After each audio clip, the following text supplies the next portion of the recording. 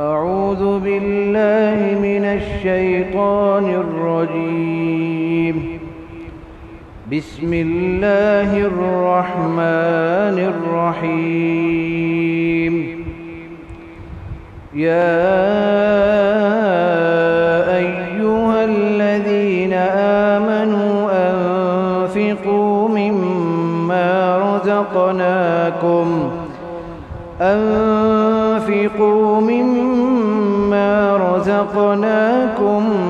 من قبل أن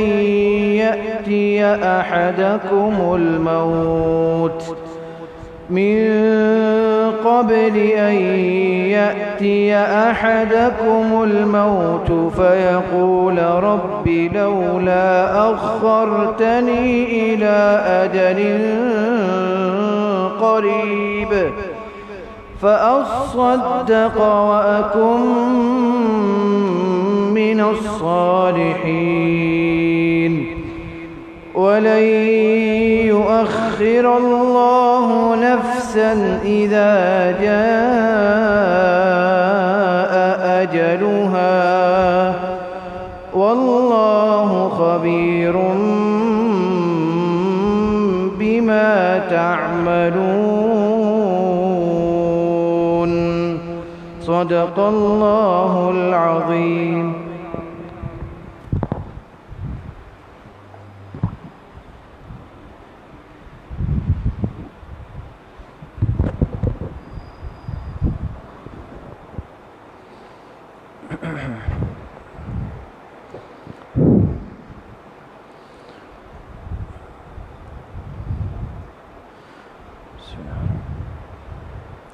نحمده ونصلي ونسلم على رسوله الكريم.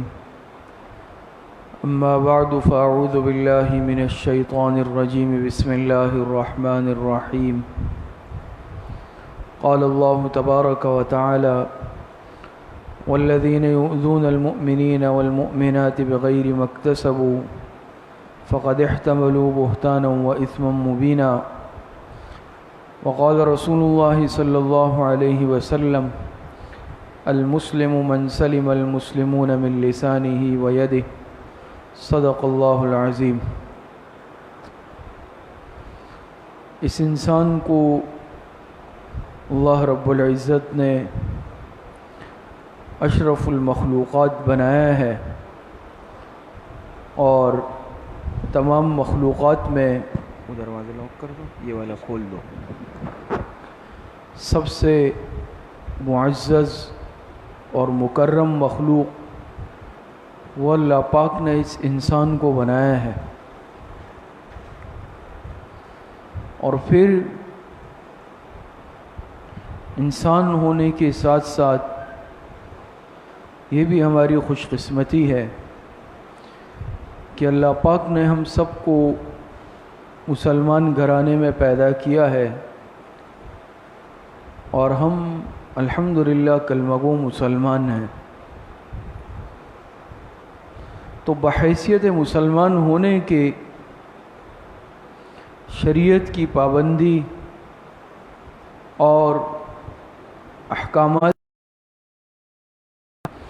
اس پر عمل پیرا ہونا یہ ہم سب کی ذمہ داری ہے.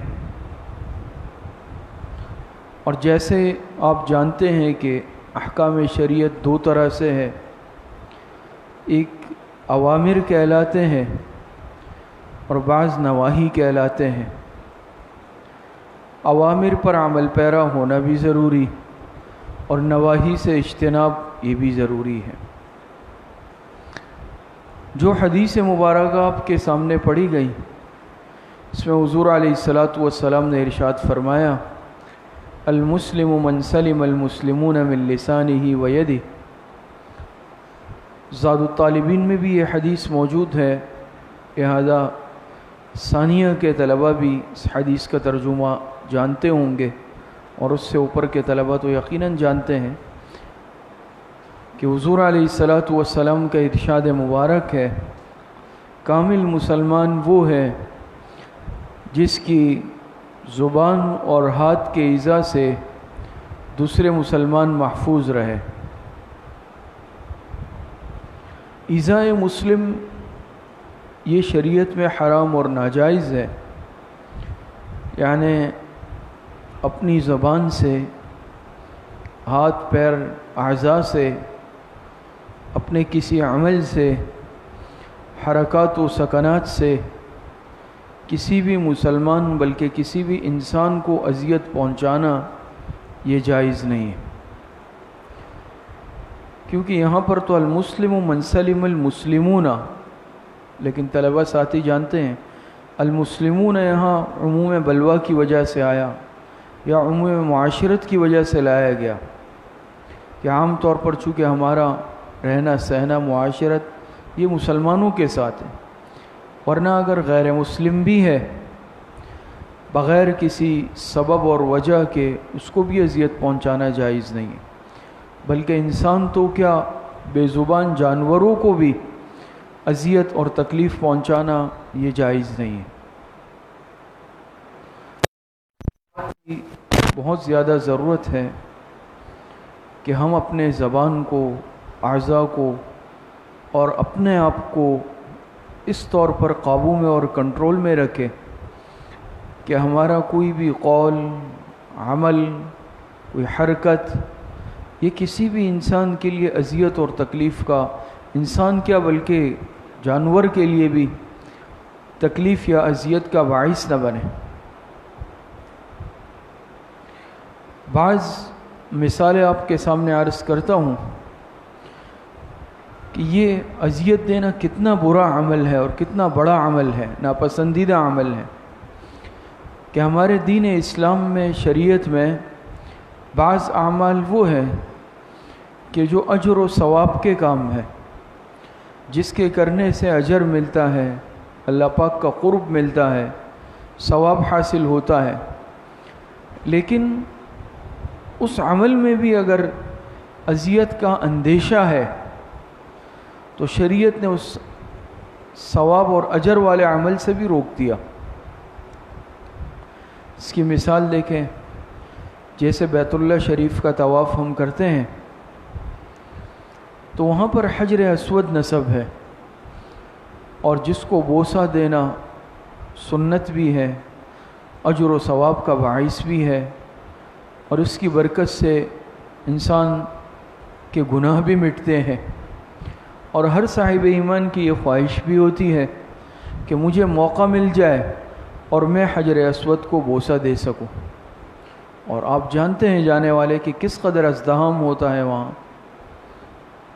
لیکن علماء نے مسئلہ لکھا کہ اگر حجر اسود کو بوسہ دینے کے لیے بھی کسی کو تکلیف دینی پڑے، دکم پیل کرنی پڑے، اور اس کی وجہ سے یعنی میں اب چاہتا ہوں کہ آگے بڑھ کر بوسہ دے دوں، چونکہ رش ہوتا ہے عام طور پر، تو اب مجھے اس تک پہنچنے کے لیے اپنے آگے سے کسی نہ کسی کو ہٹانا پڑے گا، شاید دھکا بھی دینا پڑ جائے، میری وجہ سے کسی کو تکلیف ہو، تو ایسی صورت میں علماء نے منع لکھا ہے کہ اس صورت میں اگر میں نے کسی کو اذیت دے کر یہ حجر اسود کو بوسہ دیا تو میں گناہ کا مرتکب ہوں گا، کیونکہ ایک ایسے عمل کے لیے جو ثواب کا عمل ہے آپ دیکھیں، لیکن میں اس کے لیے کسی کو اذیت دے کر وہ ثواب کا عمل کر رہا ہوں تو شریعت نے اس سے روک دیا کہ وہ ابھی مت کرو، ثواب تو ملنا دور کی بات، الٹا گناہ کا باعث ہوگا۔ اسی طریقے سے بہت ساری مثالیں ہیں، تلاوت قرآن کریم کتنا اجر و ثواب کا کام ہے، اور اونچے آواز سے انسان یعنی آواز کے ساتھ تلاوت کرے اور زیادہ بہتر ہے، لیکن اگر علماء نے لکھا ہے قریب میں کوئی سو رہا ہے، آرام کر رہا ہے، پھر اونچے آواز سے تلاوت کرنا بھی منع ہے کہ اس عمل کی وجہ سے کسی کے آرام میں اور کسی کے نیند میں خلل پڑے گا۔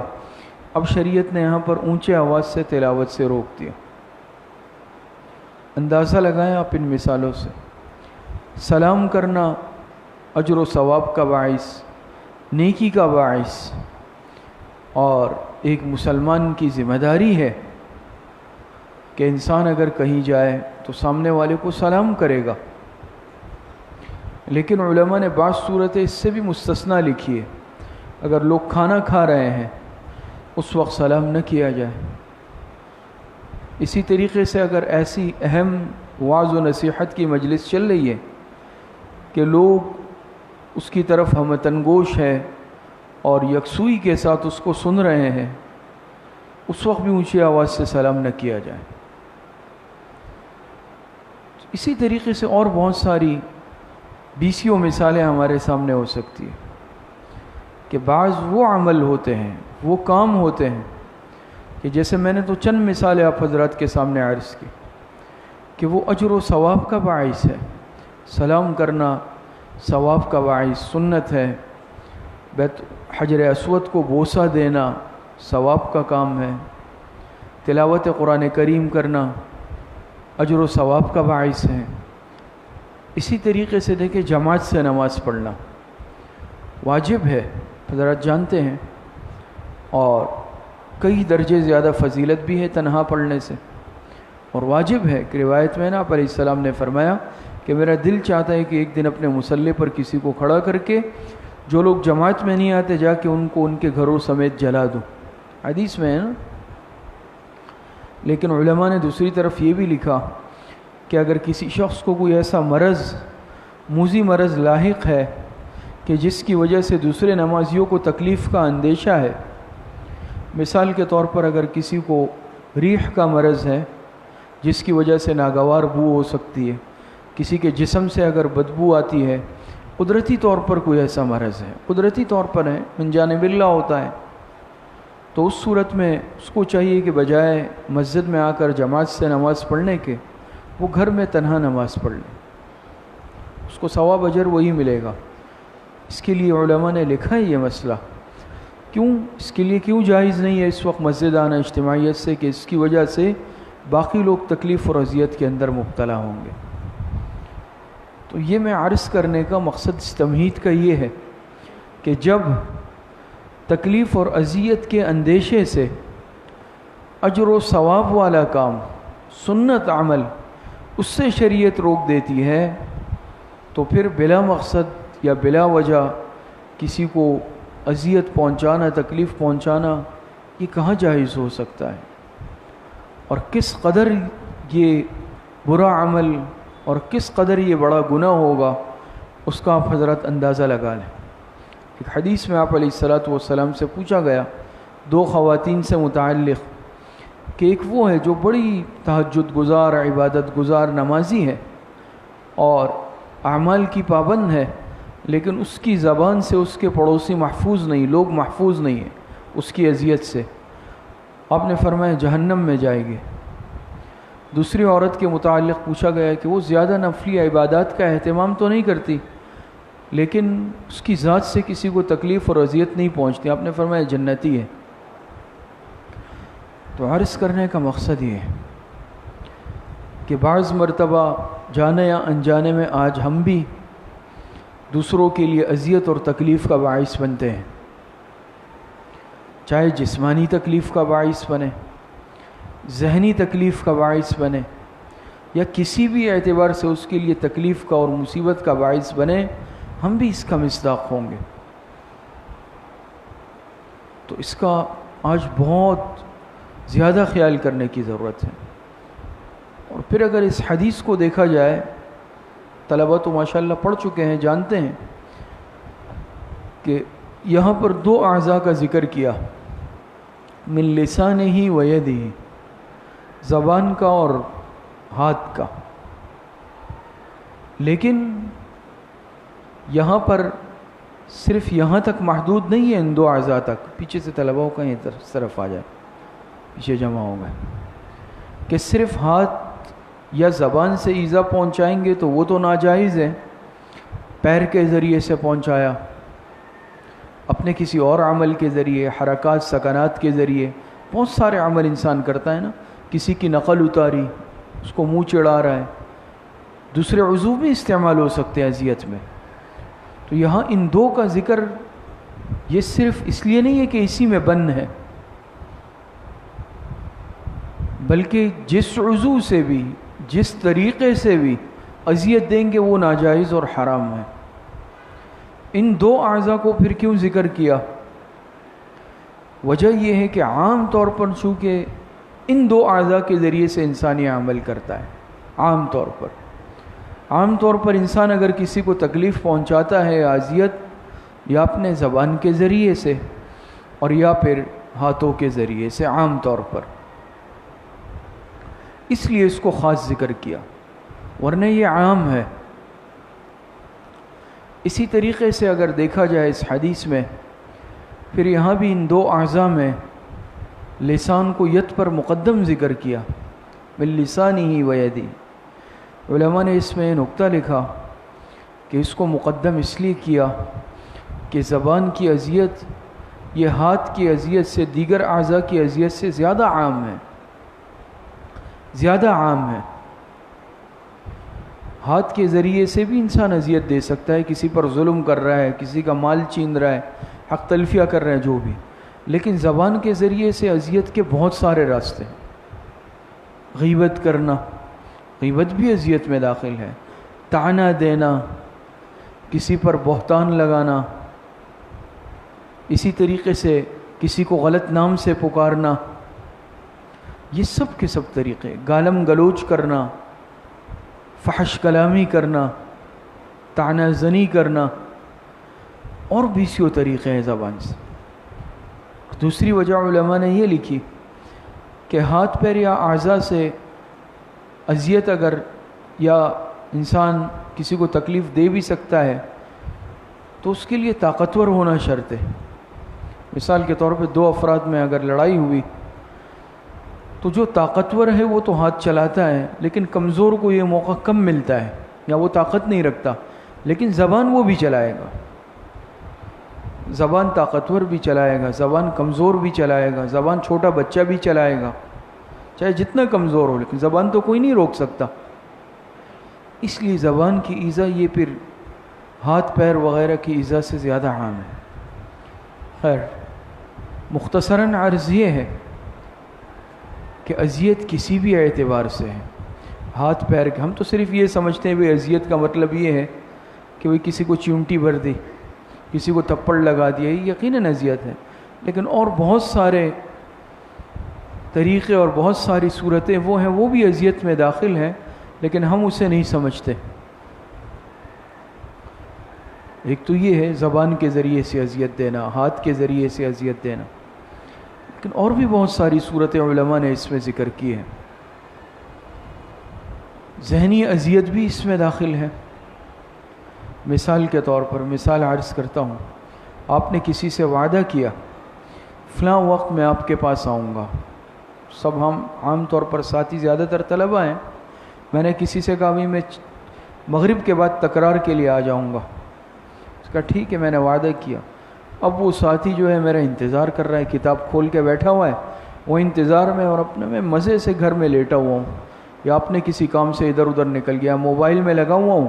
1 گھنٹہ اس بیچارے نے میرا انتظار کیا. یہ ذہنی اذیت ہے یا نہیں ہے؟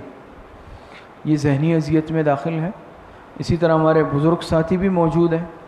گھر والوں کو وہی کہا کہ رات کے کھانے کا، مجھے کھانا باہر تھا لیکن میں نے بتایا نہیں مثلاً.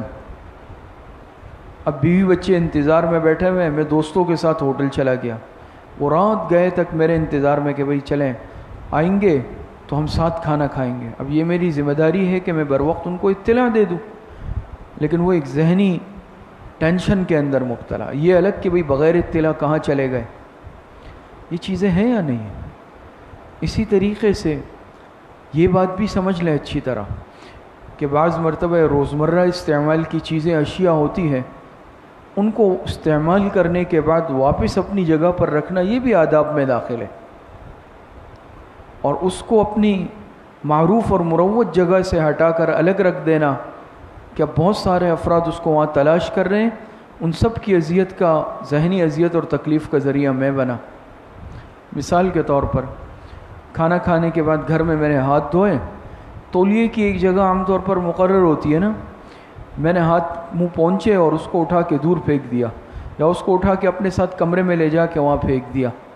اب جو بیچارہ آ رہا ہے ہاتھ منہ دھو رہا ہے، وہ تولیہ ادھر دیکھ رہا ہے، وہ فوراً ہاتھ ادھر بڑھائے گا، وہاں ہے ہی نہیں، ہاتھ گیلے ہیں، منہ گیلا ہے. کتنی ایک بے چینی کی کیفیت ہوتی ہے.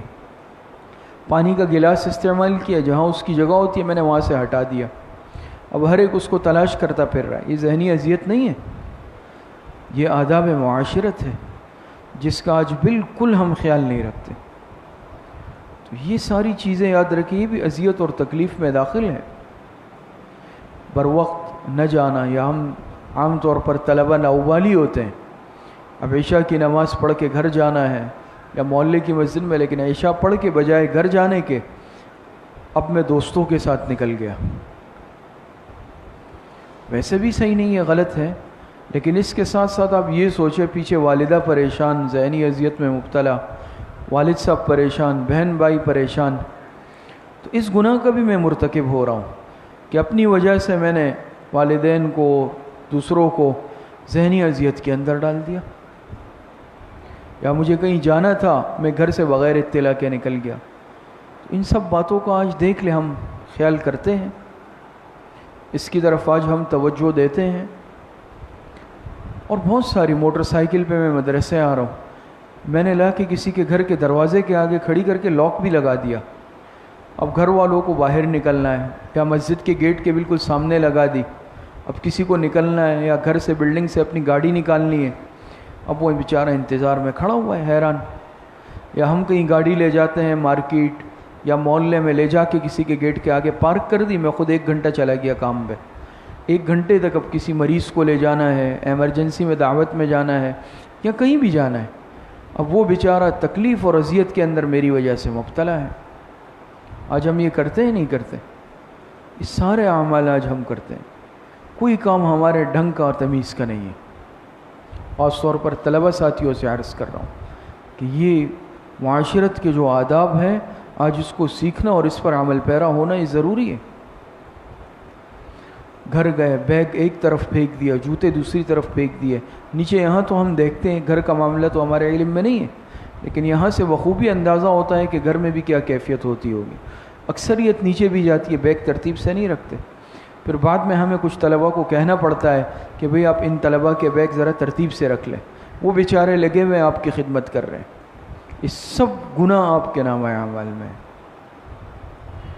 بے ترتیبی والی زندگی یہ بہت بڑی مصیبت ہے، یاد رکھیں، بے ترتیبی والی، بد نظمی والی۔ ہمارے دین نے ہمیں ترتیب سکھائی ہے، نظم سکھایا ہے کہ بھئی زندگی گزارنا کس طریقے سے۔ یہ معاشرت کے آداب آپ نہیں جانتے؟ معاشرت کے آداب، کسی کے یہاں ملاقات کے لیے گئے، اب یہ آداب آپ سب قرآن میں بھی آپ پڑھ چکے ہیں، تفسیروں میں، کہ بھئی دروازہ کھٹکھٹانا ہے، 3 دفعہ اجازت لینی ہے، ایک طرف ہو کر کھڑے ہونا ہے، 3 دفعہ میں جواب آ گیا ٹھیک ہے، نہیں، اب بغیر ناراضگی کے واپس ہو جائیں، اور اپنا تعارف کرانا ہے۔ لیکن میں گیا، میں نے دروازہ کھٹکھٹایا، بھئی کون ہے؟ میں ہوں۔ بھئی فلاں صاحب گھر پہ نہیں ہے، میں واپس آ گیا، اب نہیں بتایا کہ کون آیا تھا، نام کیا تھا، کس سلسلے میں آیا تھا۔ اب بیچارے جو آئے، میں جن سے میں ملاقات کے لیے گیا تھا، بھئی گھر والوں سے پوچھا کون آئے، کوئی آئے تھے، اپنا نام نہیں بتایا۔ اب وہ الگ سوچ میں، پورا دن وہ سوچ میں کہ کون آ سکتا ہے اور کیا کام ہو سکتا ہے۔ ایک ذہنی اذیت نہیں ہے؟ میں جا کے اپنا تعارف کراؤں، فلاں ہوں، فلاں جگہ سے آیا تھا، فلاں کام تھا، واپس آ گیا۔ رابطے میں بھی آسانی رہے گی، ان کو اپنے ذہن پر بوجھ ڈالنا بھی نہیں پڑے گا۔ حضرت تھانوی رحمۃ اللہ علیہ نے تو یہاں تک لکھا، فرماتے ہیں اگر کوئی آپ کے ماتحت ہے یا ملازم ہے، اس کو ایک وقت میں 2 کام بھی مت بتاؤ۔ جیسے ہوتا ہے نا، اب مثال کے طور پہ کوئی ملازم ہے، میں اپنے آفس کے کام اس سے لیتا ہوں، اپنے ادارے کے کام، یا گھر کا ملازم ہے تو ہوتا ہے نا، بھئی یہ کام کر لو، جاؤ وہ یہ فوٹو شیٹ کرا کے لے آؤ، پھر جا کے دکان سے سودا لے لینا، اور پھر جا کے جو ہے بینک میں فلاں کام کر لینا۔ میں نے 4 کام ایک ساتھ بتائے، اب اس کا بوجھ بھی اس نے ذہن پہ رکھ لیا، تو فرماتے ایک کام بتاؤں، اس سے فارغ ہو جائے، پھر دوسرا کام۔ اب بہت سارے کام بتائے، کام تو اپنی جگہ، لیکن اس کو ذہن میں رکھنا، اس کا بوجھ ذہن میں رکھنا وہ الگ، اس کو سنبھالنا الگ مشکل کام ہے۔ تو بہرحال بس عرض کرنے کا مقصد یہ ہے، وقت کم ہے، کہ آج ان آداب پر عمل کرنے کی ہمیں بہت ضرورت ہے۔ عام آدمی تو اس پہ عمل کر رہا ہے، لیکن میں طالب علم ہونے کے باوجود بالکل آداب سے عاری ہوں، یہ بہت ہی افسوسناک بات ہوگی۔ ترتیب والی زندگی اختیار کریں، نظم و ضبط والی اختیار کریں، آداب المعاشرت پر عمل کریں۔ حضرت تھانوی رحمۃ اللہ علیہ کی مستقل کتاب ہے آداب المعاشرت، اس کو خریدے آج جا کر، کتب خانے سے، اور اس کو سبقاً پڑھیں، اس کو روزانہ پڑھیں اور اس پر عمل کریں. سب عمل کریں گے نا انشاءاللہ. اللہ پاک صحیح عمل کی توفیق عطا فرمائے. اب انشاءاللہ کچھ وقت کے لیے مختصر ختمات شریفہ پڑھے جائیں گے، پھر انشاءاللہ اس کے بعد ذکر و مراقبے کی مجلس ہوگی، پھر دعا ہوگی. جن ساتھیوں کے پاس کارڈ ہے وہ نکال لیں. بسم اللہ الرحمن الرحیم. الحمدللہ رب العالمین والعاقبۃ للمتقین والصلاة والسلام علی خیر خلقہ محمد وآلہ واصحابہ اجمعین. تمام ساتھی ایک مرتبہ درود شریف پڑھ لیں. اللہم صلی علی محمد وعلی آل محمد کما صلیت علی ابراہیم وعلی آل ابراہیم انک حمید مجید. اللہم بارک علی محمد وعلی آل محمد کما بارکت علی ابراہیم وعلی آل ابراہیم انک حمید مجید. تمام حضرات ایک مرتبہ درود سورہ فاتحہ پڑھ لیں. الحمدللہ رب العالمین الرحمن الرحیم مالک یوم الدین ایاک نعبد و ایاک نستعین اہدنا الصراط المستقیم صراط الذین غیر المغضوب علیہم ولا الضالین. ایک مرتبہ درود شریف پڑھ لیں. اللہم صلی علی محمد وعلی آل محمد کما صلیت علی ابراہیم وعلی آل ابراہیم انک حمید مجید.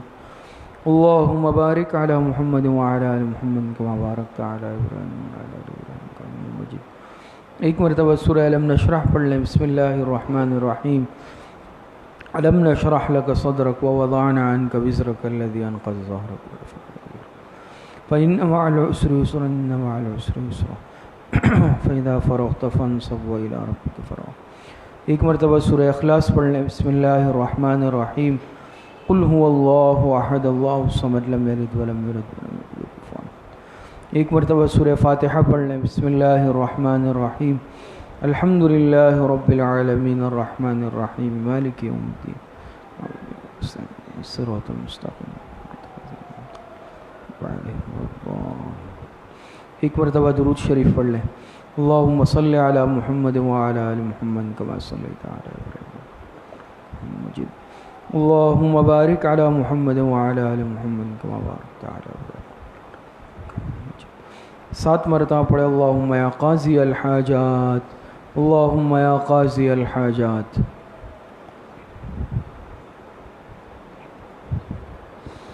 سات مرتبہ پڑھے. اللہم یا کافی المہمات، اللہم یا کافی المہمات.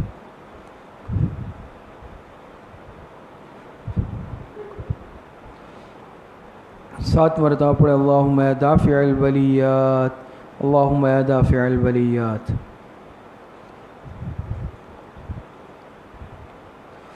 سات مرتبہ پڑھے. اللہم یا شافی الامراض، اللہم یا شافی الامراض.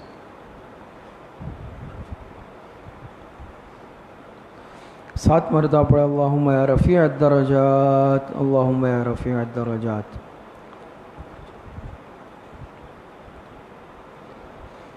سات مرتبہ پڑھے. اللہم یا مجیب الدعوات، اللہم یا مجیب الدعوات. سات مرتبہ پڑھے. اللہم یا ارحم الراحمین، اللہم یا ارحم الراحمین.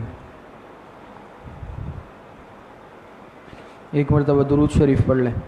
اللہم صلی علی محمد وعلی آل محمد کما صلیت علی ابراہیم وعلی آل ابراہیم. اللہم بارک علی محمد وعلی آل محمد کما بارکت علی ابراہیم. 3 مرتبہ پڑھے. حسبنا اللہ ونعم الوکیل، حسبنا اللہ ونعم الوکیل.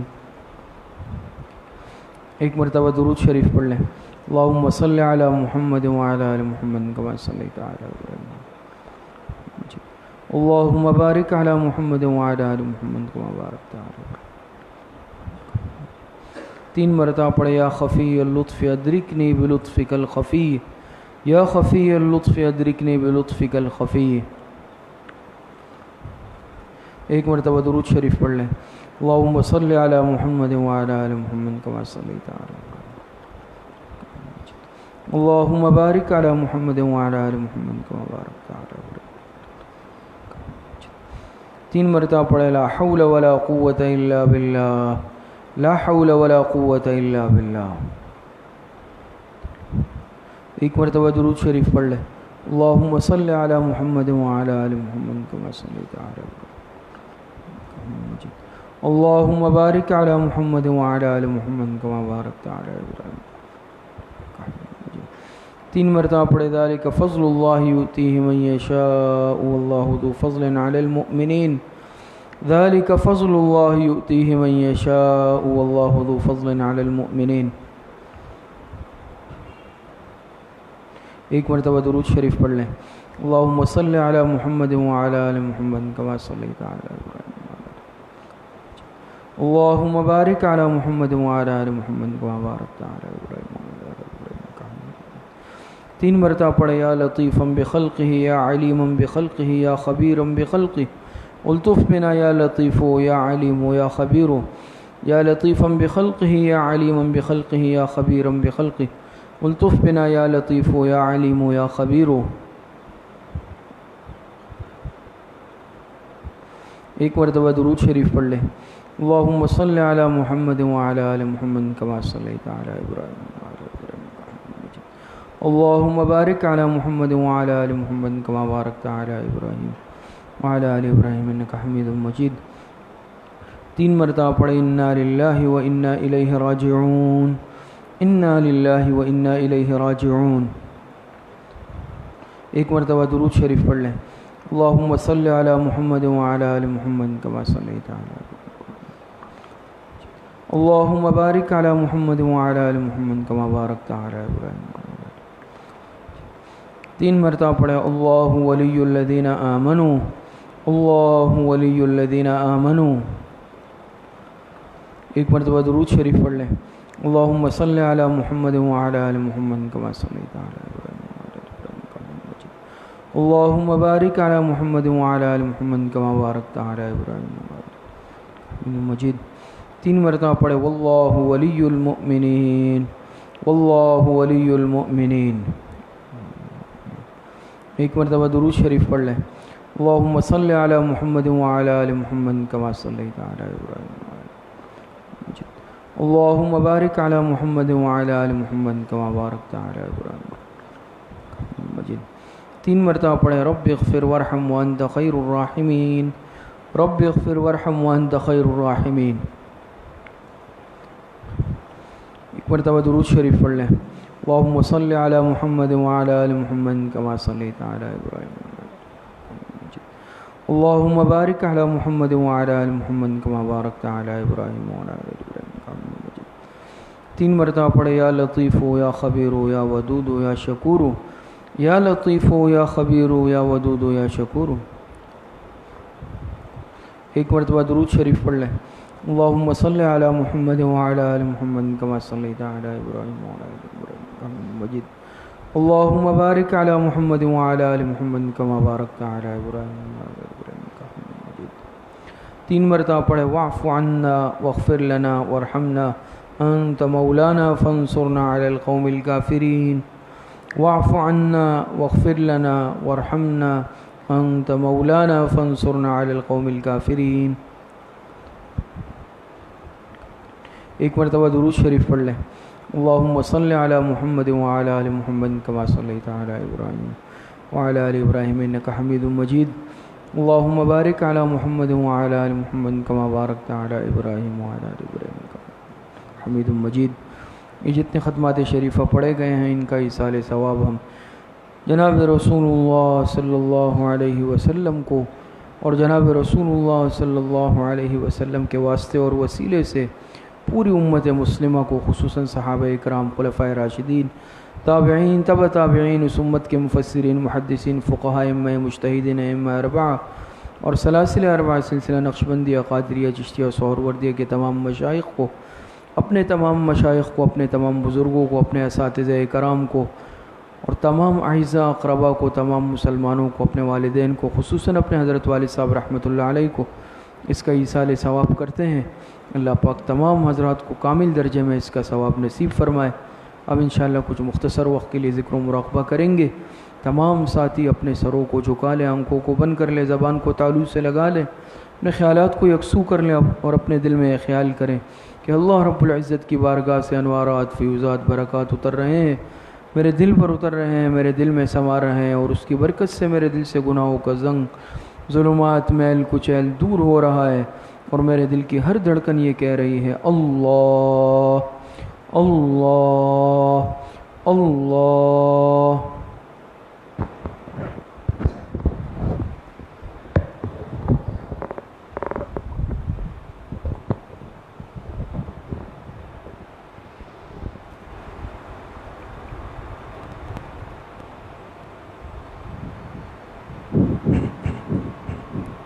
بہت دن میرا مگر اب ہے پشیمانی، بہت دن میرا سرکش مگر اب ہے پشیمانی، میں سر رکھتا ہوں تیرے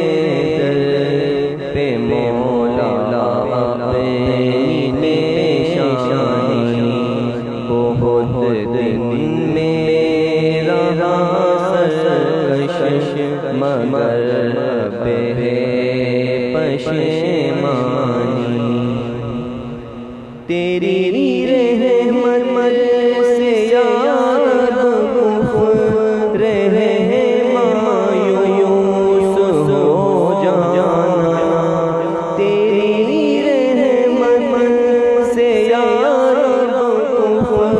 رہے مایوس ہو جانا،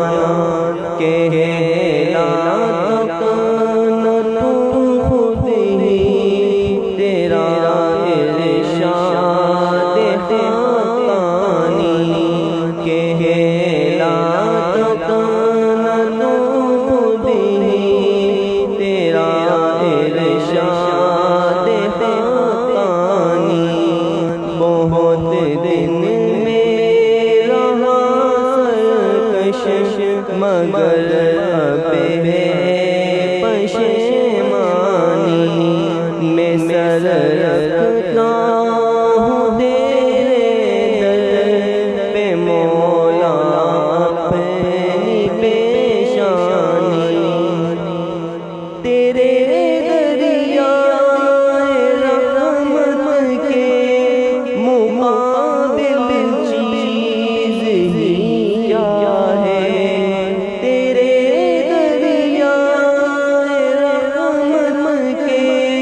مقابل چیز ہی کیا ہے، میری ناپاک قلبی اور میری آلودہ دامانی، میری ناپاک قلبی اور میری آلودہ دامانی، بہت دن میرا سرکش مگر اب ہے پشیمانی، میں سر رکھتا ہوں تیرے در پہ مولا اپنی پیشانی، میں مغلوب طبیعت ہوں، میں محتاج اعانت ہوں، میں مغلوب طبیعت ہوں، میں محتاج اعانت ہوں، بہت کوتاہ ہمت ہوں، بہت ہے ضعف ایمانی، بہت کوتاہ ہمت ہوں، بہت ہے ضعف ایمانی، بہت دن میرا سرکش مگر اب ہے پشیمانی، میں سر رکھتا ہوں تیرے در پہ مولا اپنی پیشانی، میں سر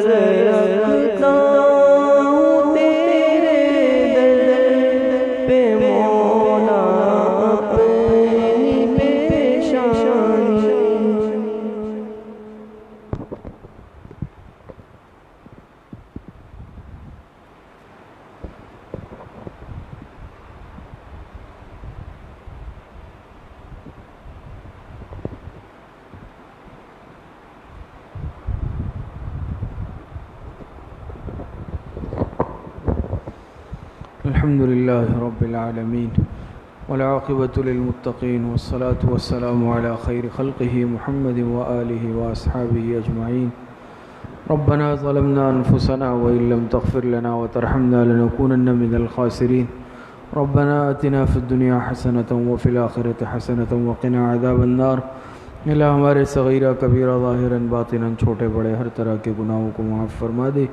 اے اللہ جتنی لغزش کوتاہیاں ہوئی ہے گناہ کی اللہ توبہ تائب ہوتے ہیں، اللہ ہماری توبہ کو قبول فرما لے.